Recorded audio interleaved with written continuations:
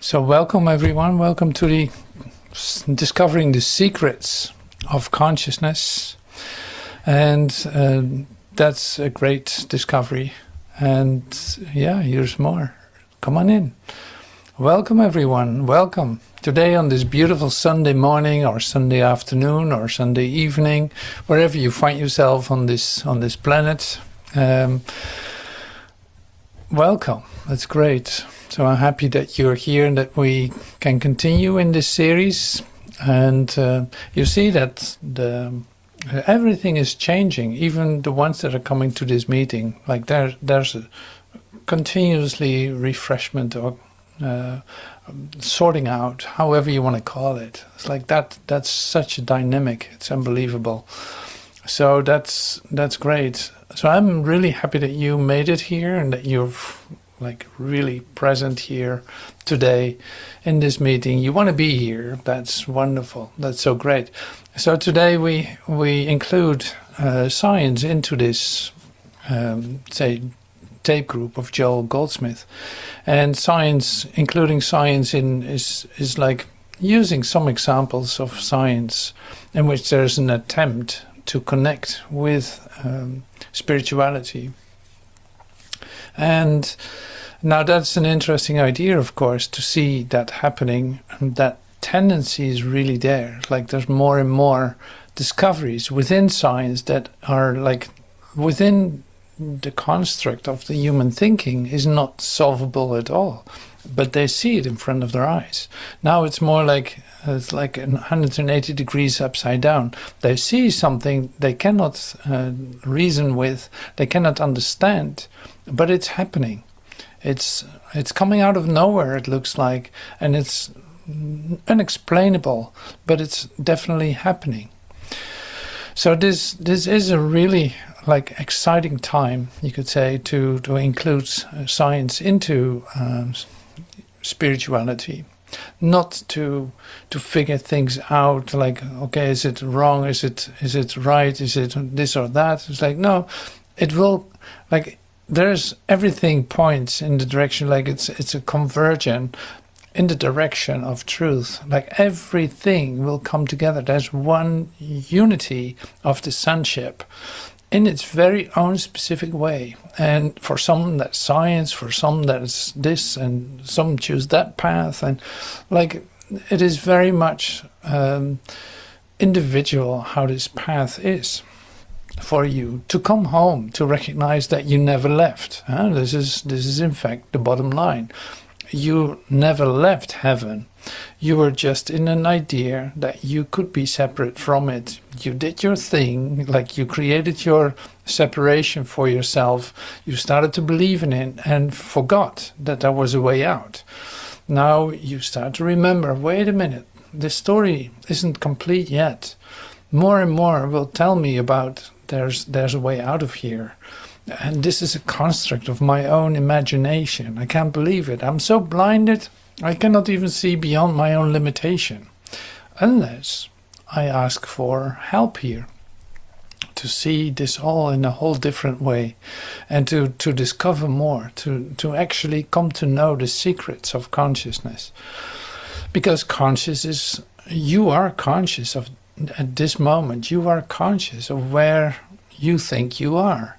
Like it's related to your belief system, where you think you are, and you think that that's everything there is. There's no doubt about that.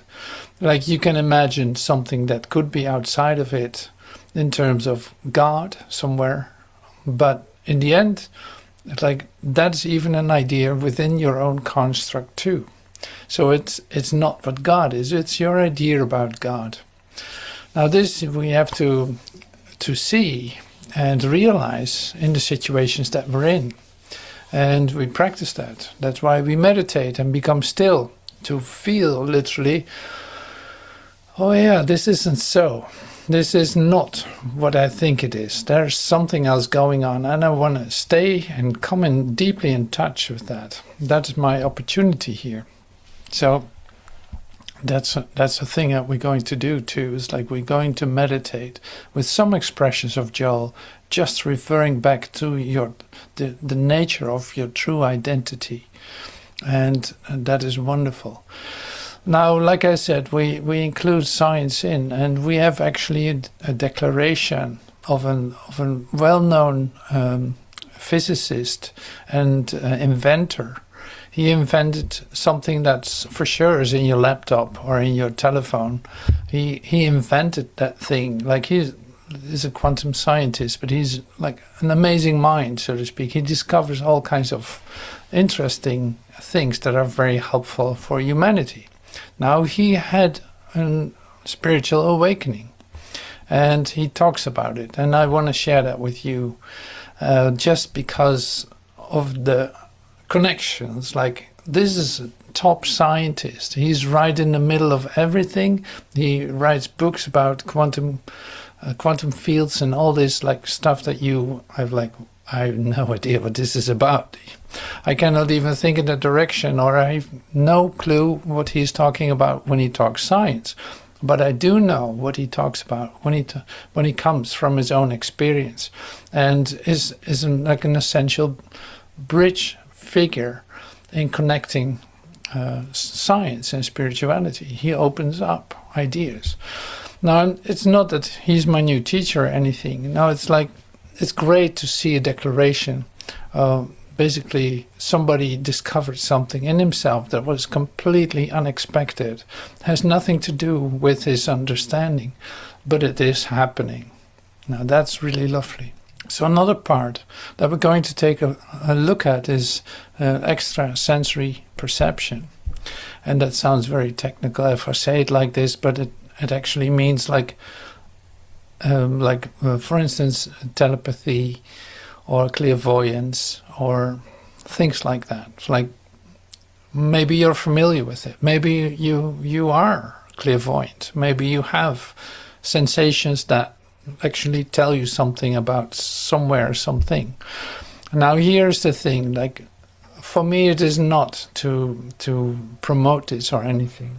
It is just all a matter of inclusion, because there's nothing strange about it. It is all this is part of your own consciousness.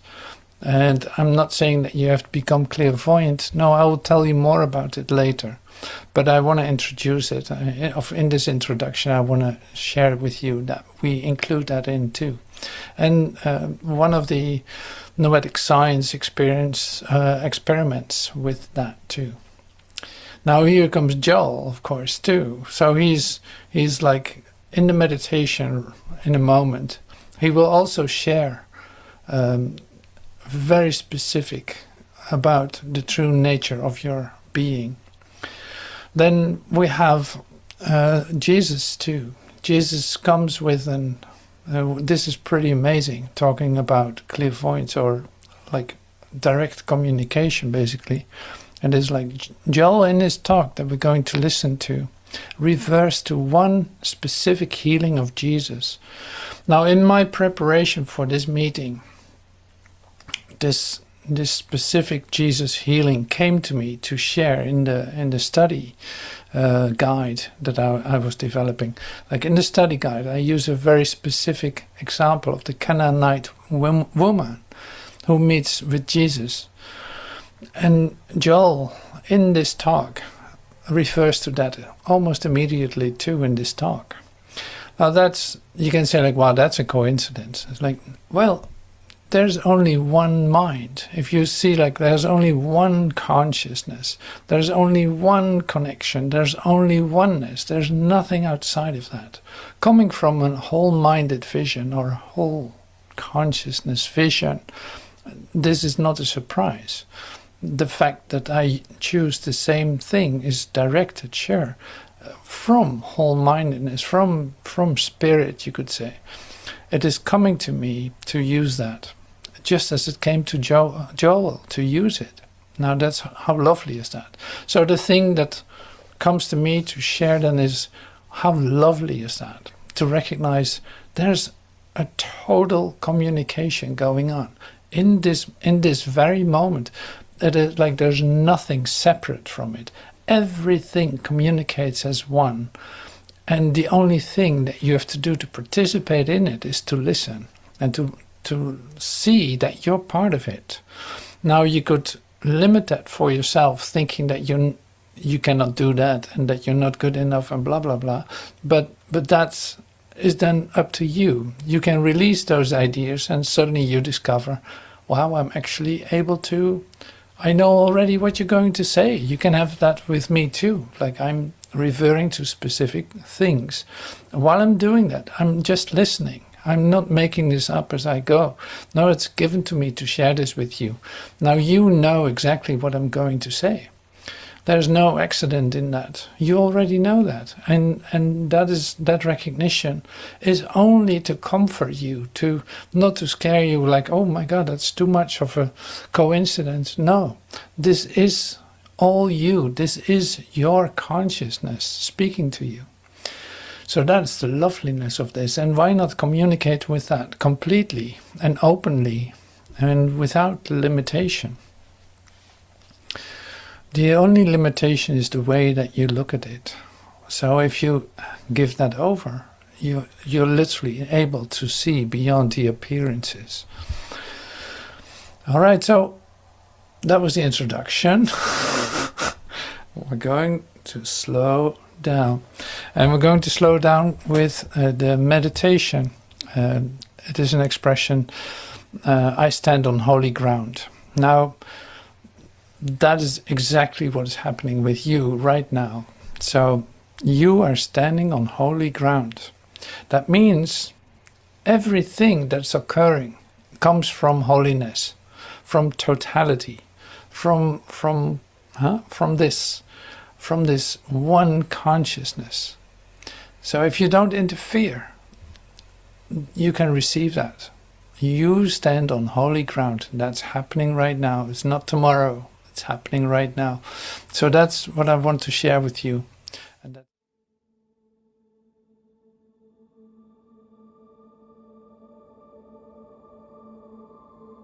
so sit back and relax, or sit up.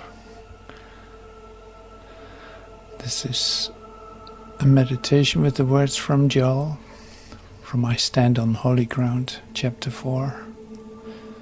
From the stature of spiritual manhood.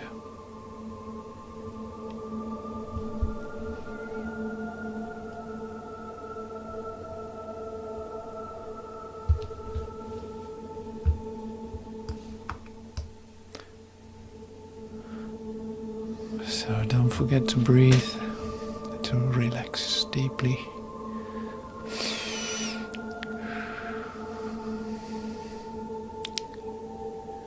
You will not know why I cannot receive from God, because I am the embodiment of all that God has and is. I cannot receive from God, because I am the embodiment of all that God has and is. I am life eternal. This is the mystery of the revelation of God as individual consciousness. I cannot know life eternal. I cannot get life eternal. I cannot get health.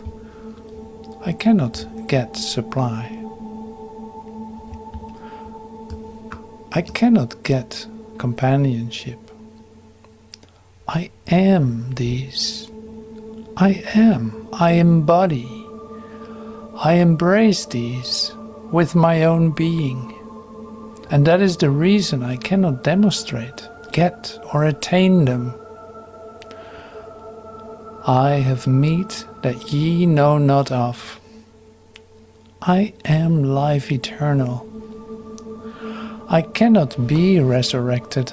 I am the resurrection. I cannot attain immortality. I am immortal. I'm immortal being because I and the Father are one. God's being and my being are one being. all that the Father has is mine. Son, thou art ever with me, and all that I have is thine. Son, thou art ever with me, and all that I have is thine.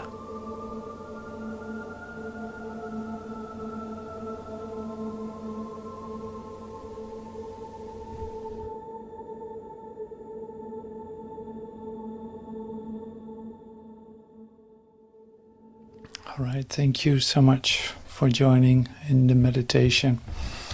And so that's really lovely. So this has everything to do with the beingness of I, the beingness, like it's what you are.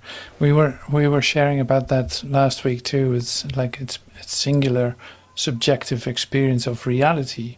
It's happening within you. And it's like it is one with you, like you're a whole part of it, and that has its consequences in what you are and what you can never be.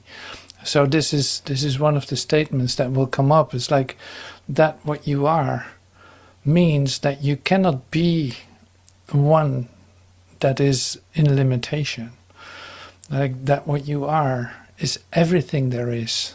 Now allow that to be total, and that is step aside with all the ideas, and that's one thing. We practice this too, it's like step back out of that.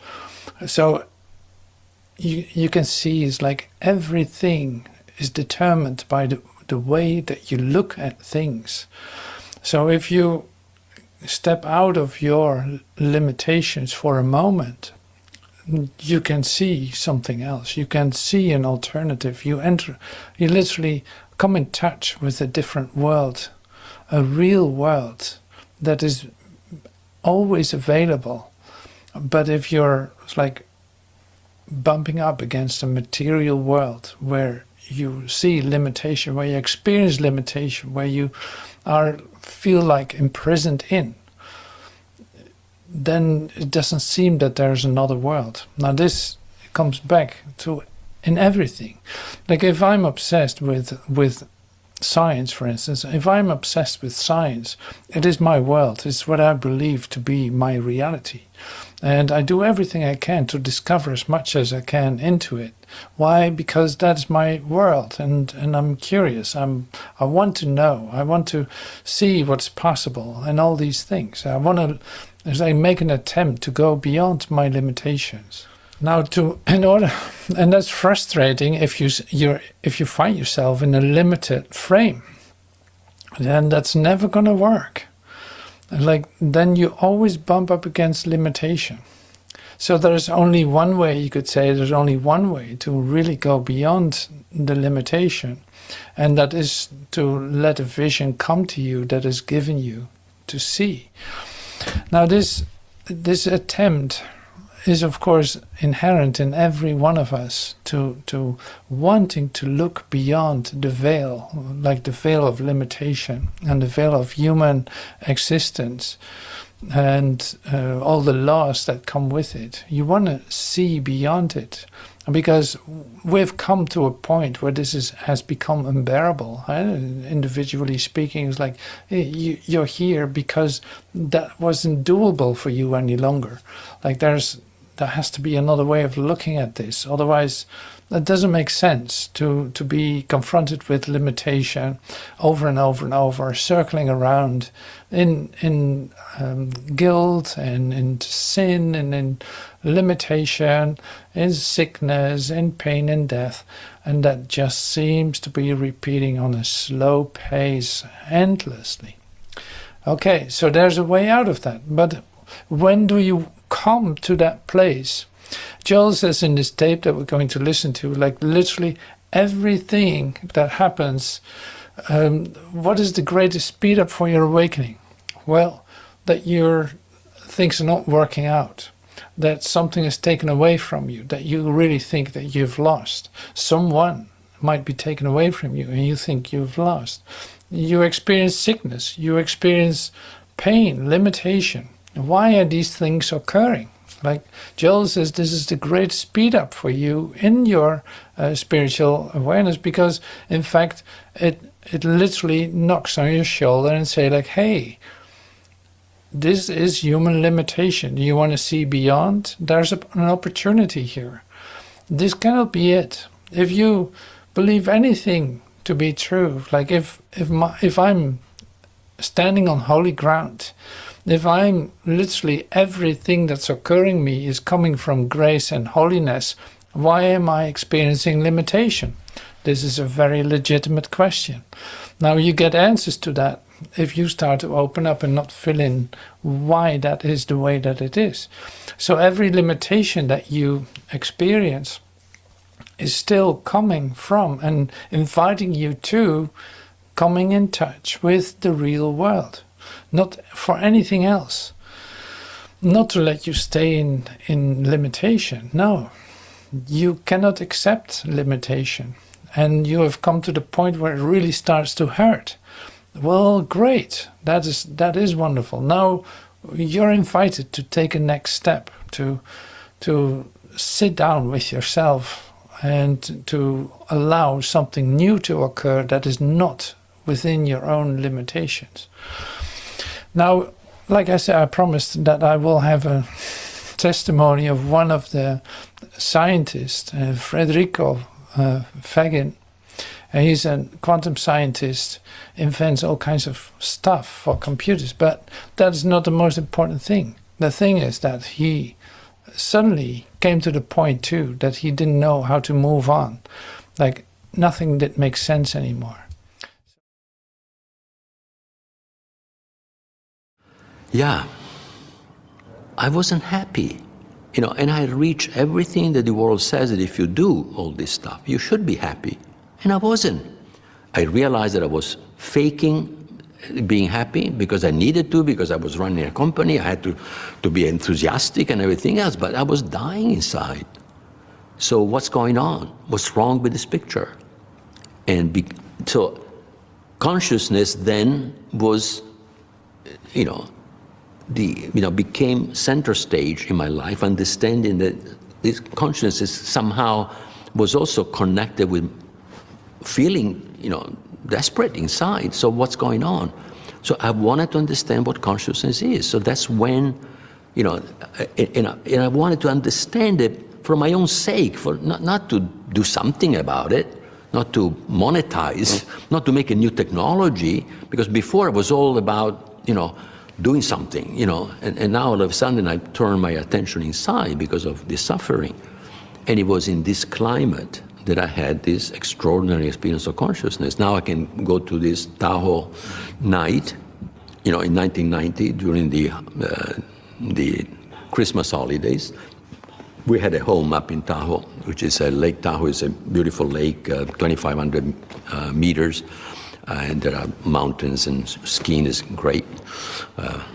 And so, one night I woke up midnight, I was thirsty, went to get a glass of water, and went back to bed, and was just waiting for, go back to sleep, thinking nothing. And all of a sudden, out of the chest, just energy was coming out of my chest, but it was love. And it was love that was never felt before. It was love that was coming from me. How can love come from me? I mean, it was unthinkable that love could come from me. And it was 10,000 times more powerful than any love that I felt before. I mean, in fact, I never felt that love because it was unconditional love. Now I have a name for it. It was love, period. Yes, it was coming from me, but it was love. And it was light. It was a white light scintillating. It was, like sparkles, and it was coming out. And then it explodes and it's everywhere. But it's everywhere, but my consciousness is there too. So not only my consciousness is within me, but it's also outside of me. And all of a sudden I realize I am that. So I am the observer and the observed simultaneously. but I retain my point of view. I retain my identity. I was still the same kid of 5 years old or 3 years old kid that I was then, and that I am now. And so that identity, the only thing of me that remained was that point of view. All right, thank you, Federico. That's really wonderful. So this is not anything else than your own awakening experience or your own awakening story. So it's great to see and scientists share this too, because why not? That's all inclusive. It's lovely to see it. It happens everywhere. It's starting to open up in a way that you haven't seen before. So that is really lovely. And yes, so there's more in this video. I will put the description in the. I will put a link in the description of this video, because it's a great interview and there's more exploration. And yeah, this is for you. If you feel like doing it, you can do that. Okay, short and sweet in a certain sense, so you can study more and read more and all this before you know it. The eye of your being is the second secret. Realize that the individual self is an expression of God, with the kingdom of God within. The eye of your being is the infinite God consciousness. This is the realization that I and my Father are one. And this is all inclusive, just like Federico said too. It's like it's all inclusive. I'm that, what I see and what I experience within myself. And that's amazing. So I of my being is the infinite God consciousness. This is the realization that I and my Father are one. So this is all so great. We have been meditating on this so long, like we have contemplating this for a long time. I and my Father are one. Maybe you take that in your meditation all the time. And so here that opens up, there's a whole different way to experience and to let it become total in your own experience. Interconnectedness. This is then science starting to speak for a moment. Interconnectedness and non-locality of consciousness, like where's this happening? Like it's happening in me and it's happening outside of me, like I'm all of it, is in fact what is described here. Noetic Science is exploring how people and systems are connected non-locally, often through studies on global coherence, group intentions, and the nature of reality suggesting an underlying unity. In this meeting, we take a look at the idea of extrasensory perception, like telepathy, etc., or clairvoyance. Science has done many experiments to prove the non-material connection between us. An example we use here is the Ganzfeld experiment. Ganzfeld is like a German name for everywhere experience, like everyone, the whole field experiment, sorry.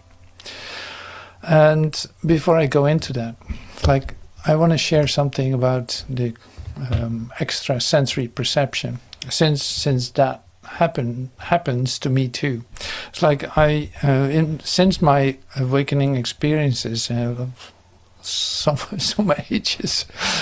ages ago, that's wonderful. So what I discovered was the possibility of being clairvoyant. I could see things and I could see people passing on. Knew when that was going to happen.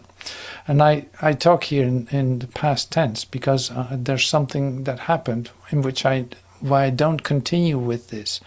Now here's the thing with extrasensory perceptions, like you just know.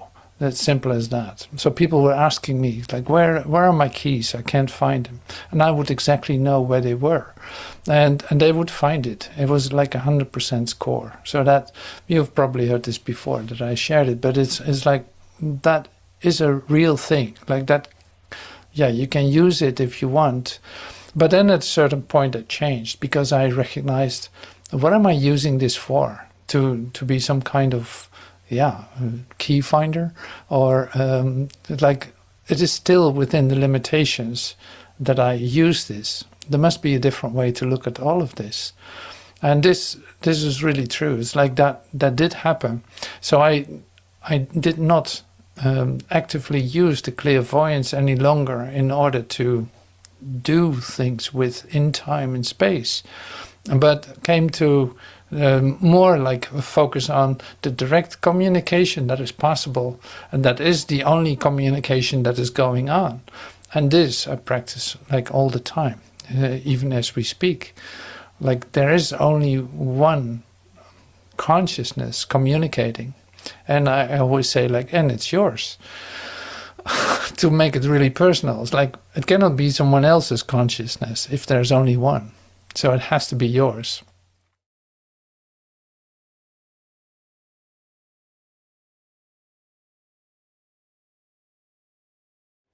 So the Ganzfeld experiment, I keep it very short.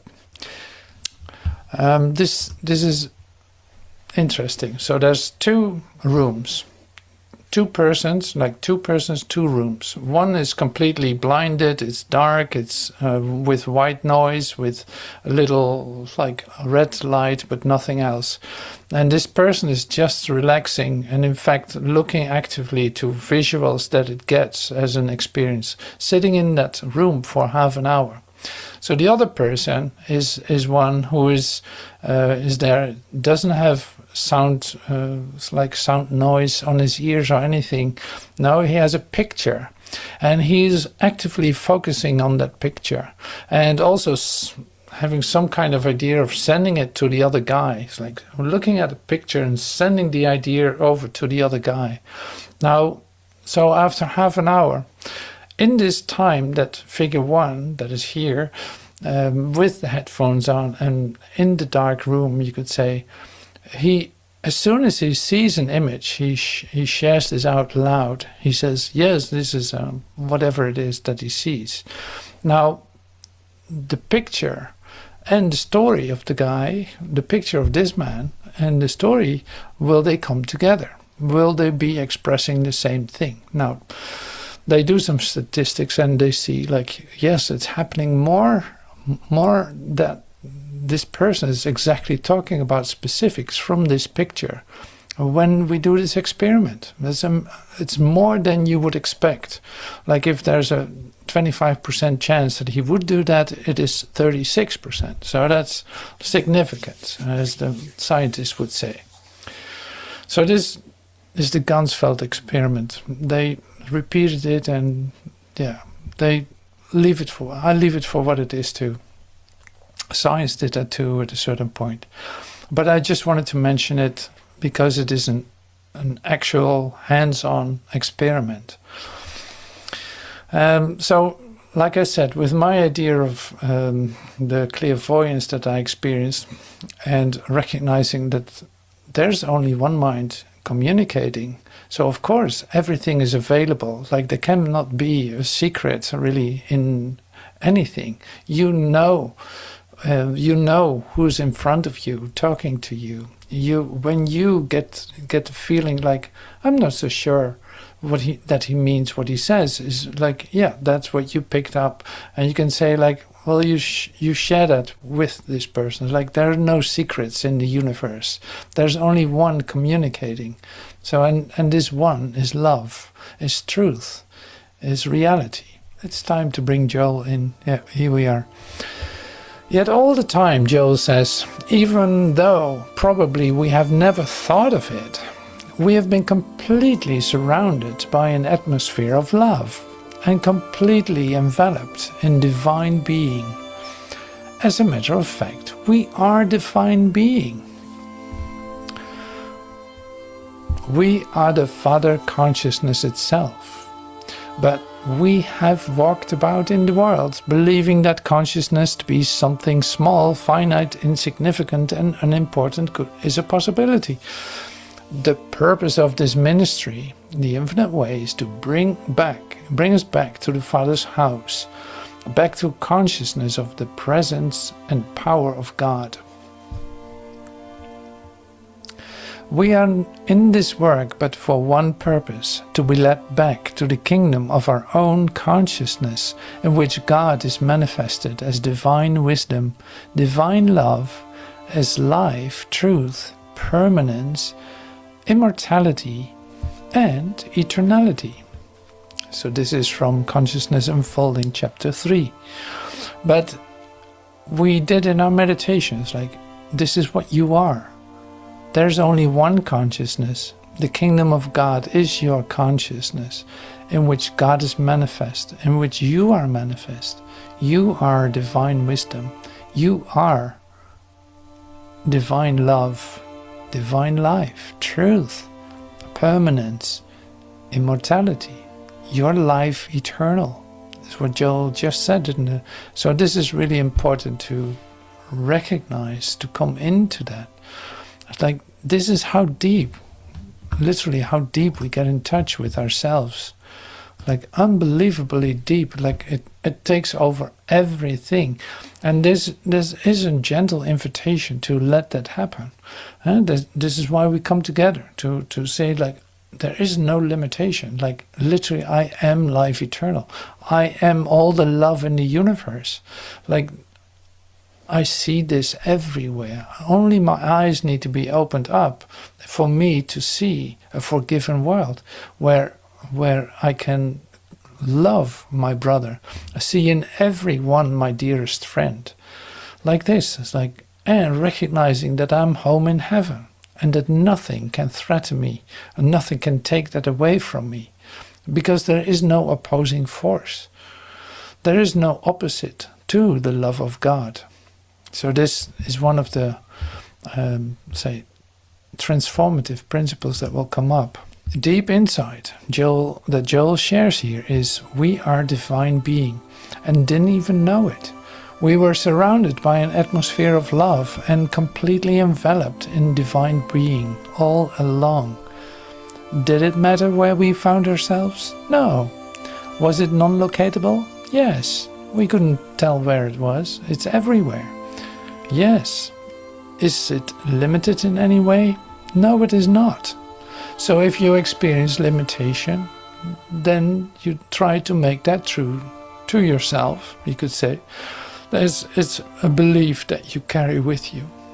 Can it be undone? Yes, very well. Of course, that is what healing is. But you can't do that yourself. You just have to be willing to let it occur to you. Now here the Canaanite woman, I love this too. It's like the faith of the Canaanite woman, and Jesus went away from there and withdrew to the district of Tyre and Sidon.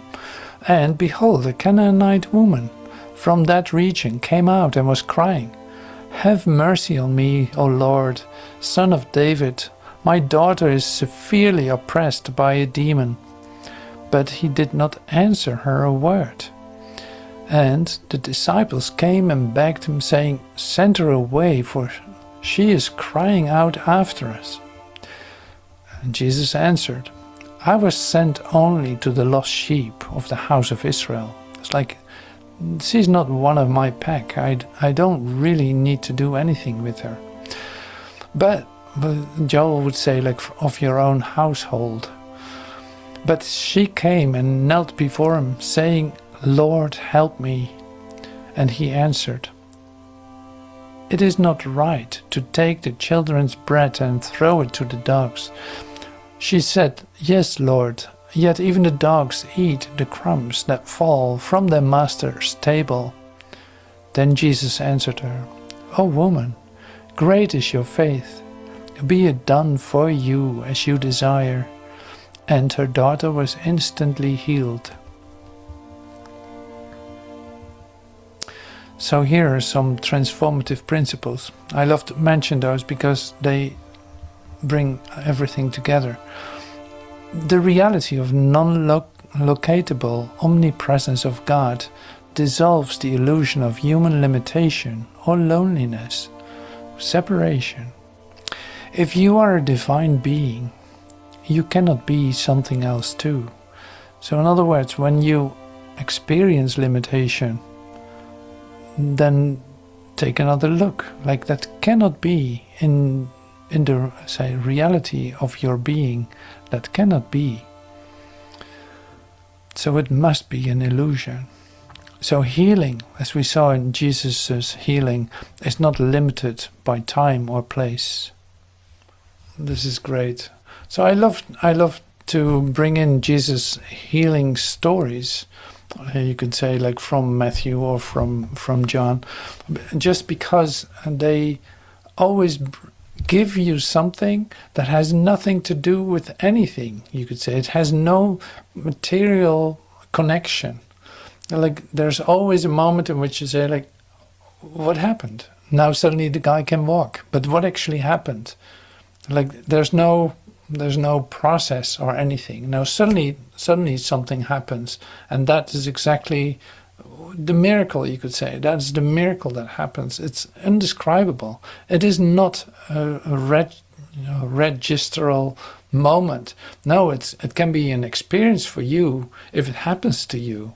It's an individual experience where you see that Jesus and whoever is with him experience for a moment a joining. Like, something happens in which something is set, readjusted, time and space are brought together for a moment out of this whole structure.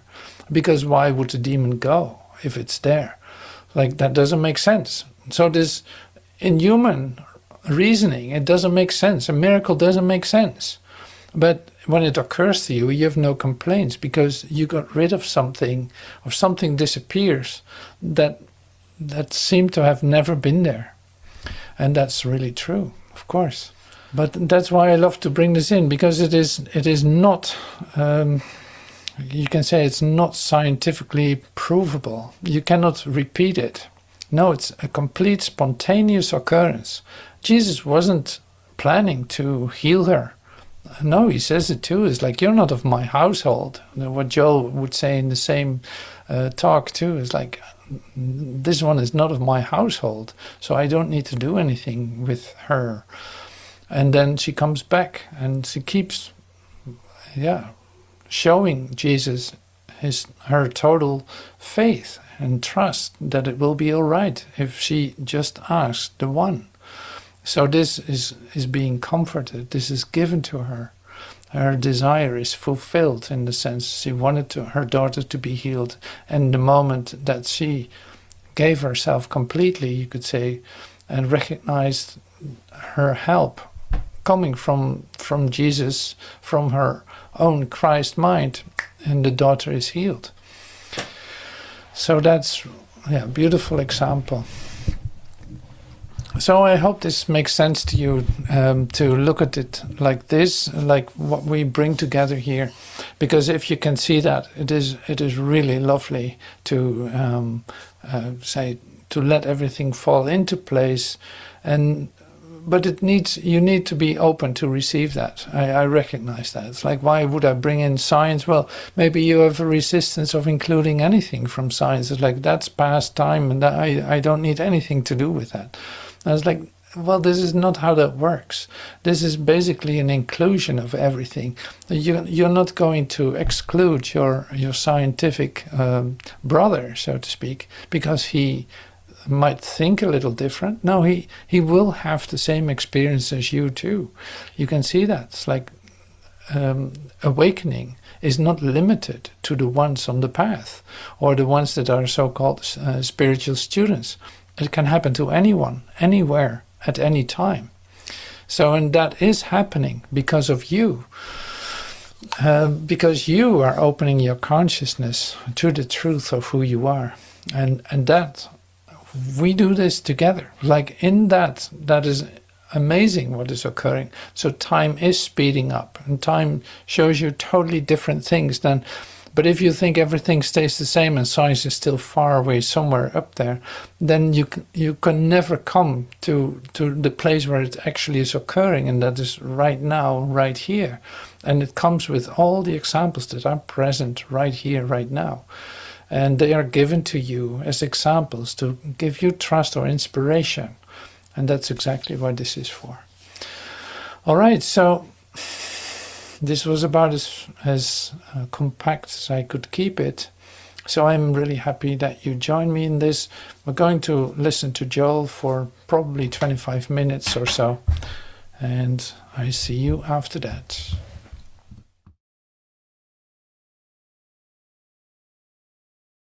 God is spirit, and God's ways are not the ways of matter. God's ways are not the ways of man.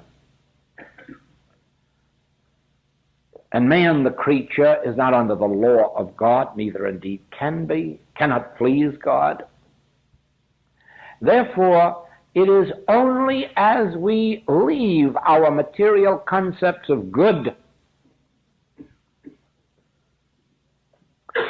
and understand the nature of God as spirit, and then realize God's grace is my sufficiency.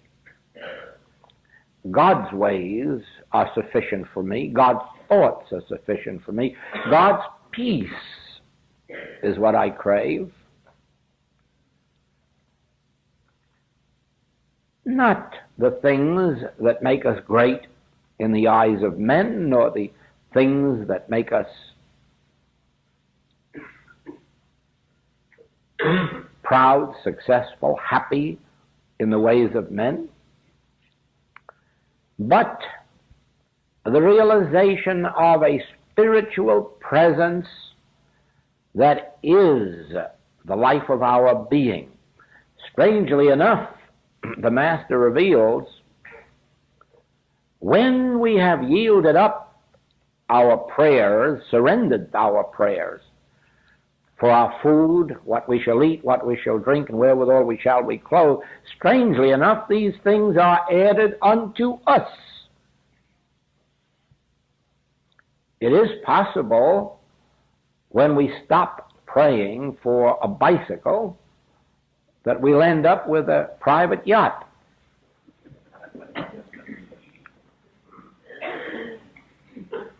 But we'll first have to surrender that bicycle. It may be that when we've stopped praying for a crust of bread, that a banquet will be set before us. But first we have to surrender that crust of bread. Probably when we stop praying for health, we will find ourselves in possession of eternal life and immortal youth. But first we must surrender that prayer for a heart that ticks a little faster or slower. Now, to understand God aright, and we have scriptural authority there, to know Him aright is life eternal. That becomes our quest, to know Him aright. Not to demonstrate something, not to get happiness or peace of mind. As a matter of fact, the greatest aid to our spiritual progress is a hat full of deep problems, unhappiness, unrest, lack, sickness. Those are the greatest blessings that can come to us on this path. For without them, we will be perfectly satisfied to walk up and down the street, healthy or wealthy human beings, not aware of the fact that around the corner are lots of other things besides prosperity. Around the corner are falling bricks. Now, this transition from praying to a spiritual God for material things, this transition from believing that God can do something for you or me as individuals is the hardest step you will ever have to take in life. It is difficult. It is difficult And it may take an experience such as I had to awaken many. It was in the First World War. I had enlisted in the Marines, and I was just for the first time, I thought, learning about God. And since I was in training to be a Marine, who always get there first, I knew it was necessary to do lots of good protective work. And so every day I was busy realizing that Christ was my big brother and I was hid in him. Oh yes, I was under the protection of the Almighty. God was watching over me.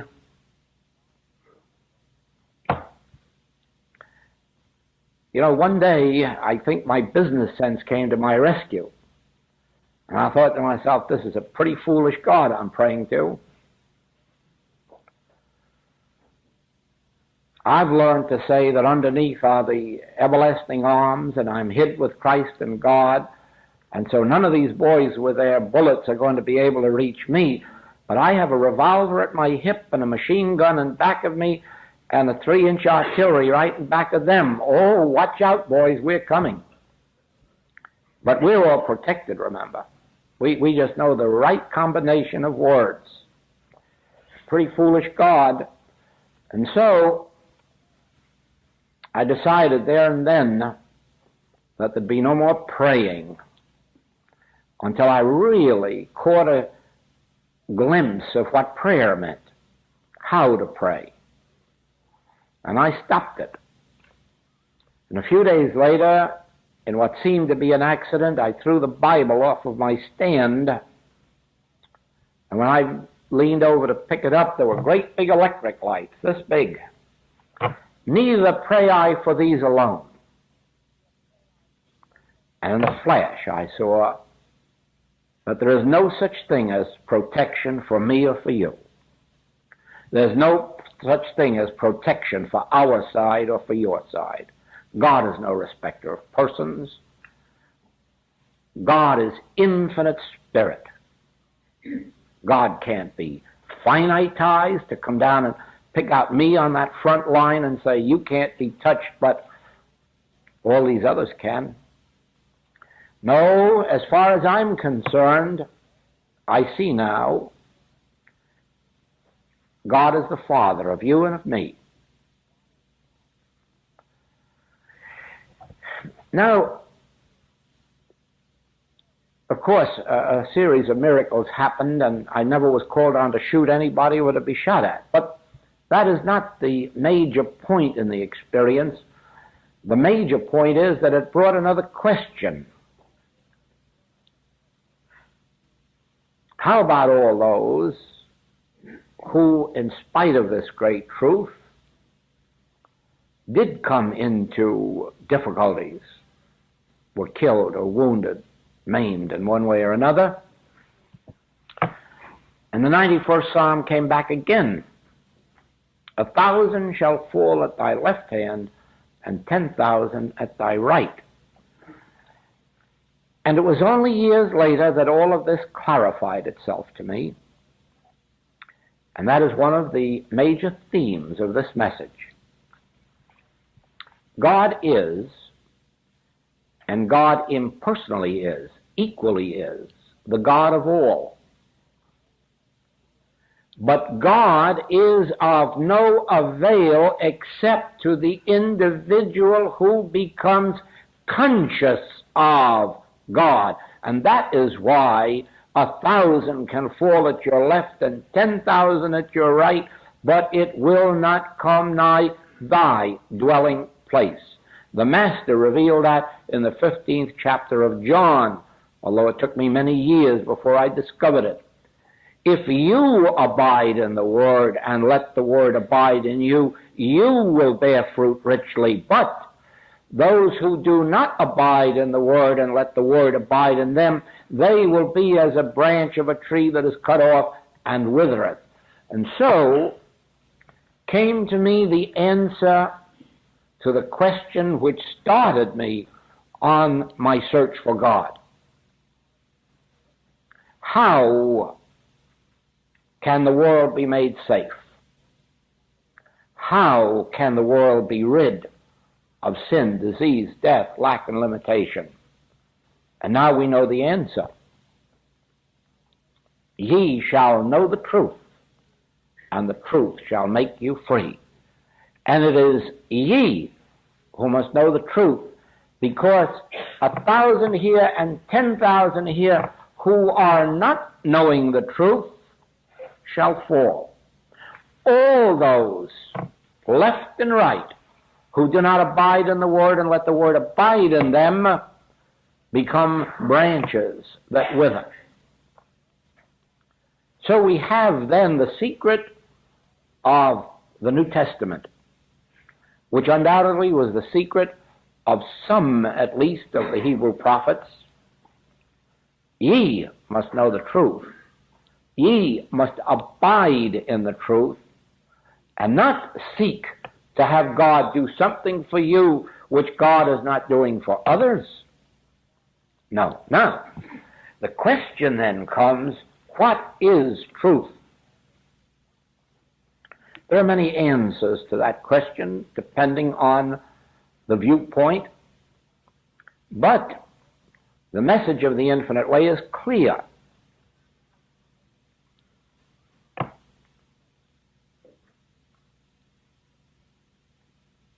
In ancient days, someone conceived a figure called the devil.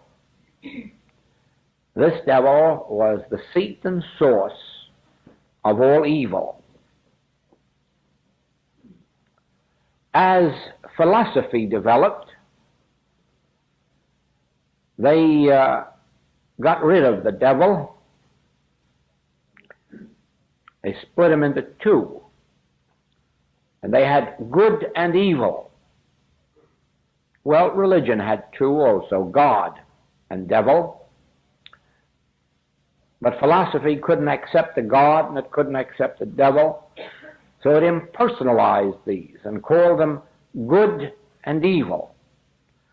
But actually they did nothing except change the names. In nature, God and devil were just the same as good and good and evil was just the same as God and devil, only impersonalized.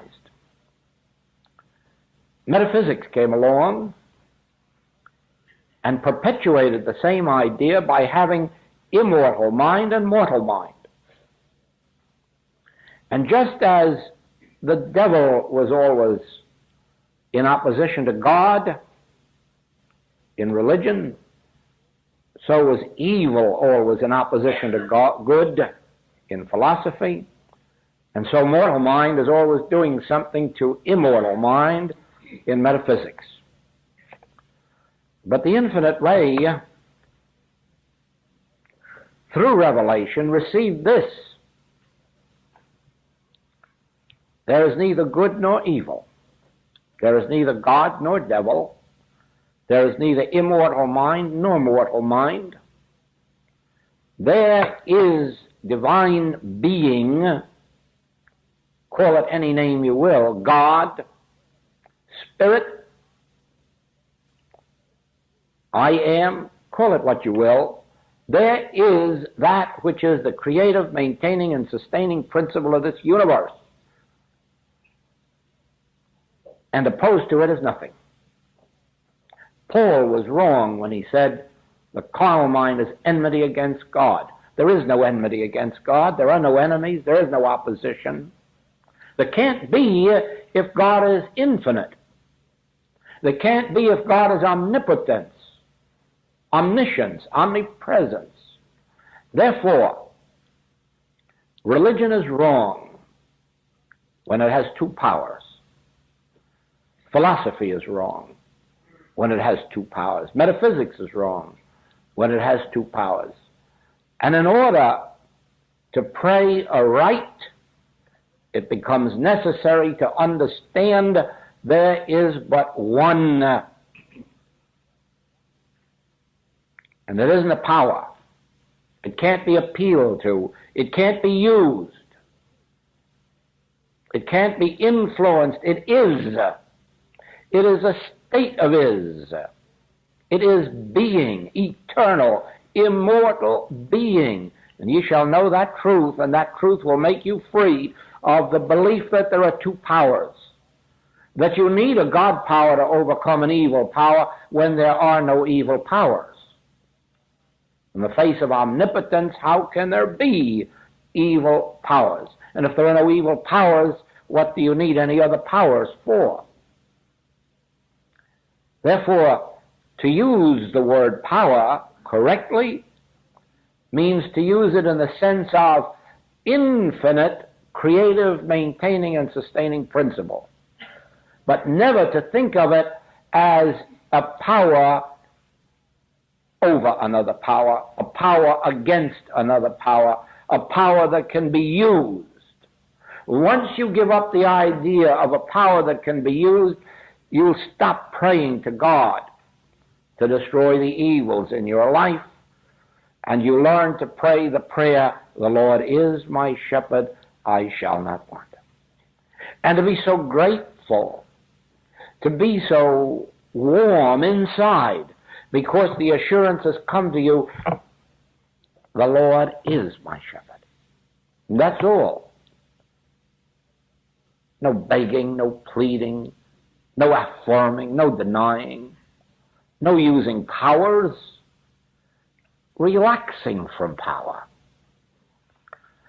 You see why the infinite way is difficult to attain. The principle is simple, but to attain the consciousness that can give up praying to a great big power, to attain the consciousness that can give up hoping that God is going to do something tomorrow that God wasn't doing yesterday, or that God can do something for me that God isn't doing for you.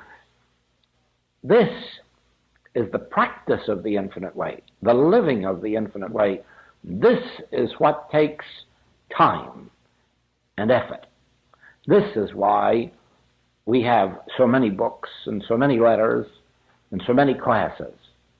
Because even though you can intellectually accept this and expect to go right out and laugh at sin, disease, and death, you'll find when you do, they aren't funny.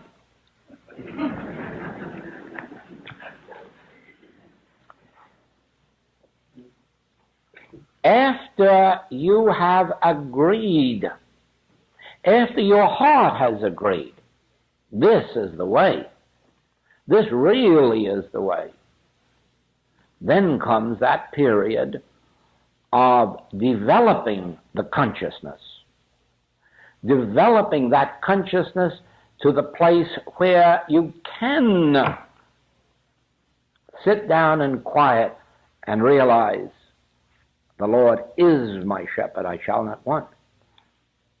And not try to get all mentally excited trying to make God do something for you before the rent comes due. Now,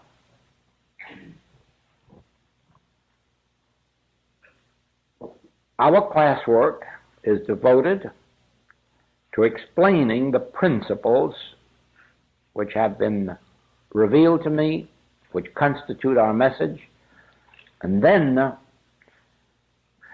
raising the consciousness of students, even if it's only a tiny little bit above where it was at the beginning of the class, to an apprehension, to a discernment of these principles, and then making it as clear as possible how these must be put into practice day by day so that consciousness itself will yield up its desire, hope, ambition, and relax and rest in the Word. Rest in this Word and let this so-called enemy destroy itself All of this is in keeping with the Master's teaching. On my search, the very first message I received inwardly was, find the man Jesus Christ, for he has the secret.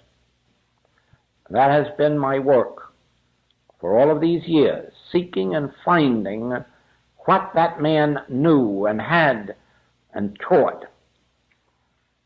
And our students find that there's nothing in this message that departs from that teaching, but it takes some of that teaching and asks that we consciously live it, such as resist not evil.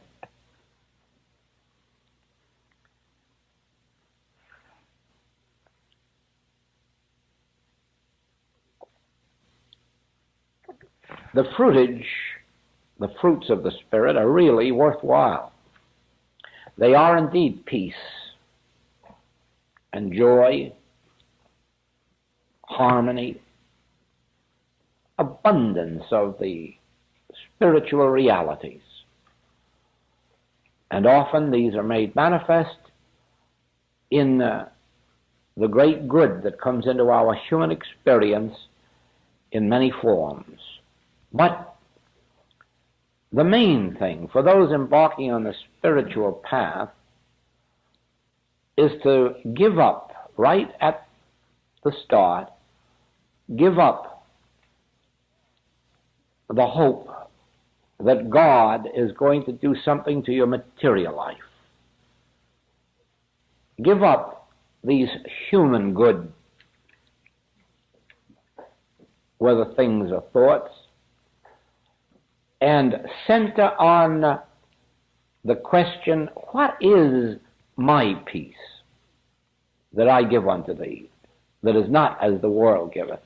What is this my thoughts that are not human thoughts? What is this my ways that are not human ways?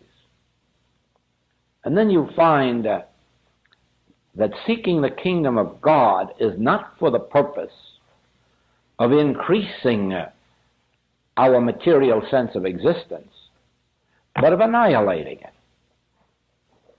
That is why the Master said, I have overcome the world. He didn't say that by my spiritual life I have increased the world's goods, but I have overcome the world. And so the spiritual path does. It overcomes this world and its charms and its good, and it takes us into my kingdom, which is not of this world. But when you get there, you find that these things are added unto you, but not until you have surrendered them.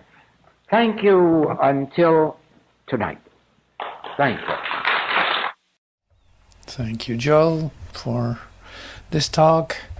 So you could say like the key takeaway from this meeting is then at least to recognize that you are a whole part of consciousness, that I and the Father are one. That is the basic. But also like this is a matter of total inclusion. And I don't necessarily refer to science then, but to everything. And the first step that you cannot forget is to include yourself in with everything that you do, and with everything that you think, and everything that you are experiencing. Like this is total self-inclusion. It is just that you discover yourself to be everything. First you include yourself in as you know yourself, and things fall away because it doesn't stop there. You cannot say live with the definitions of yourself. You are discovering who you truly are. Now that needs to be, say, received by you. In that you come to the experience, just like Federico, that you are one with that, with yourself, but with that you're still going to be you, but you're going to literally see everything as part of you, So that means there's no comparison to be made. There's no competition any longer. There's only forgiveness for what you see, because you recognize yourself in all of it. Like there's nothing strange about it. Now that is really good to remember. It's like this is a teaching of inclusion, not of exclusion or differentiation. It's like there's no good and evil here. Now this is exactly the place where good and evil come together, and where say failure and success come together, where like all the opposites come together in you, in your recognition of your wholeness. And thank you for everything. Bye for now. Thank you.